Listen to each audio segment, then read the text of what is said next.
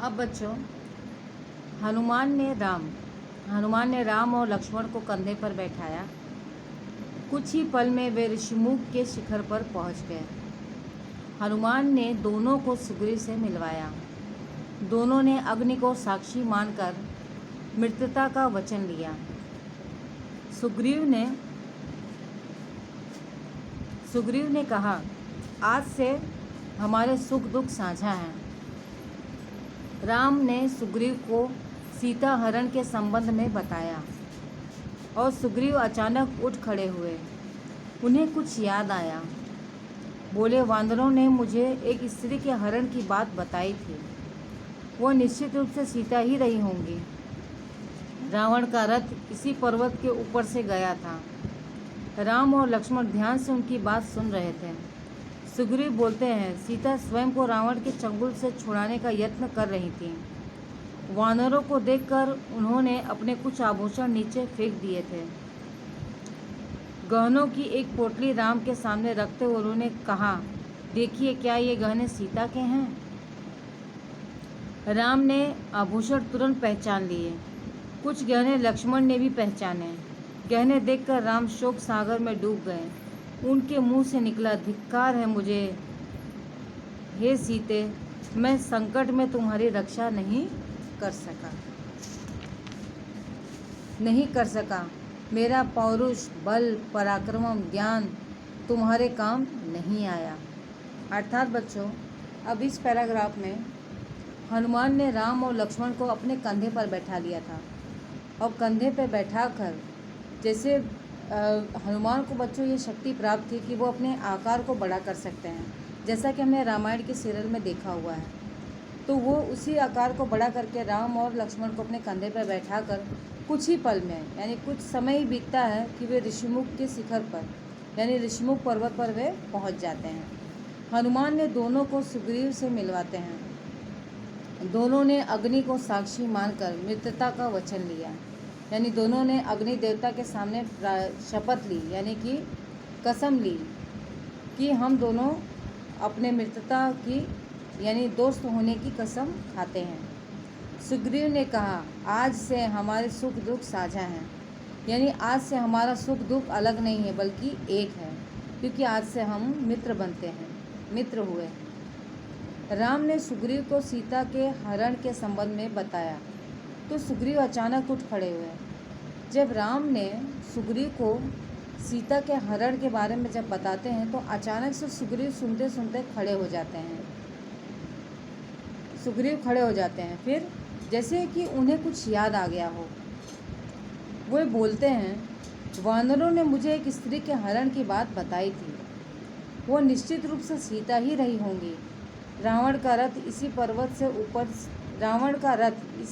के ऊपर से गया था।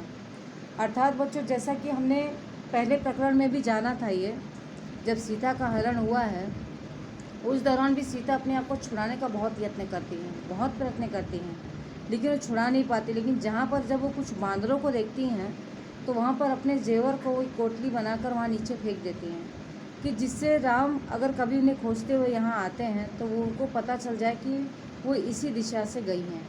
और आज वो कहीं ना कहीं सार्थक होने जा रहा था, क्योंकि वो पोटली ऋषिमुख पर्वत पर ही गिरी थी, जहाँ पर सुग्रीव के जो वानर थे वो सभी बैठे हुए थे। और यही चीज़ अचानक से सुग्रीव को याद आती है, जिसके पश्चात ही सुग्रीव बताने लगते हैं कि वानरों ने मुझे बताया था कि एक स्त्री की हरण की बात, कि किसी स्त्री को अपहरण करके लेके जाया जा रहा है। और रावण का जो रथ था, जिस रथ पर वो सवार होकर सीता को लेके गए हैं, वो रथ हमारे ही पर्वत के ऊपर से गया था। राम और लक्ष्मण ध्यान से उनकी बात सुन रहे थे, यानी राम और लक्ष्मण को अब उस घटना को समझते हुए कि उस वक्त सीता के साथ क्या हुआ था, उन चीज़ों को जानते हुए वो बहुत ध्यान से सुग्रीव की बातों को सुन रहे थे। सुग्रीव बोलते रहे, सीता स्वयं को रावण के चंगुल से छुड़ाने का बहुत यत्न किया, यानी कि सीता ने रावण के चंगुल से बचने के लिए, यानी कि उसके हाथ से बचने के लिए बहुत कोशिश करती हैं, बहुत सारे यत्न करती हैं, लेकिन वो सफल नहीं हो पाती हैं। वानरों को देखकर उन्होंने अपने कुछ आभूषण नीचे फेंक दिए थे।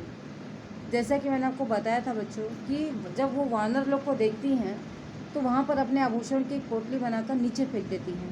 और ये फेंकने के पश्चात ही ये प्रमाणित हो जाता है कि हाँ, इनका अपहरण हो रहा था। वो अपनी सहायता हेतु कल कभी भी जब राम उन्हें खोजते हुए आएंगे तो ये पोटली उनके हाथ लगेगी।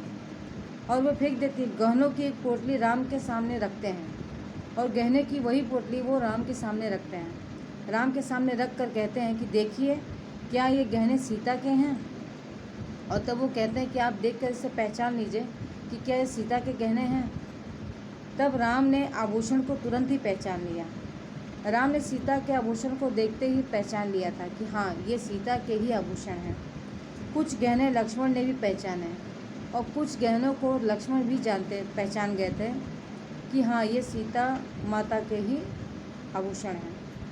गहने देखकर राम शोक सागर में डूब जाते हैं। गहने को देखने के पश्चात ही राम की अवस्था फिर पहले नुमा हो जाती है बच्चों। वो फिर सीता के विरह में दुखी हो जाते हैं और अब दुखी अवस्था में अपने आप को बुरा भला कहने लगते हैं कि मेरे होते हुए सीता के साथ इतनी बड़ी घटना घट गई।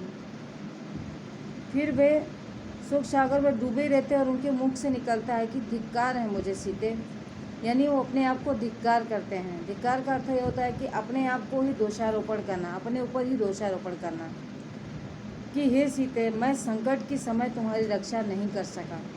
अर्थात मैं सीता की रक्षा उस समय नहीं कर सका जब वो सबसे ज़्यादा तकलीफ़ में थी, जब उसे सबसे ज़्यादा मेरी ज़रूरत थी। और इसीलिए वो अपने आप को दोषी ठहराते हुए इन बातों को कहते हैं और कहते हुए फिर कहते हैं कि मेरा पौरुष, बल, पराक्रम, ज्ञान तुम्हारे काम नहीं आ सका। अर्थात बच्चों कि मैं एक राजकुमार हूँ, मैं एक योद्धा हूँ, इस नाते से पौरुष भी मेरा किसी काम नहीं आया। मेरे पास इतना बल है, इतनी ताकत है, इसके बावजूद मैं आप तुम्हारे काम नहीं आ पाया। मैंने कितने ही लोगों का, राक्षसों का वध किया, कई लोगों की रक्षा की, लेकिन पराक्रम करके तुम्हारी रक्षा नहीं कर पाया और ना ही अपने ज्ञान का इस्तेमाल करके मैं तुम्हारे किसी काम आ सका। इस नाते राम अपने आप को दोषारोपण करते हैं। अब हम आगे देखते हैं।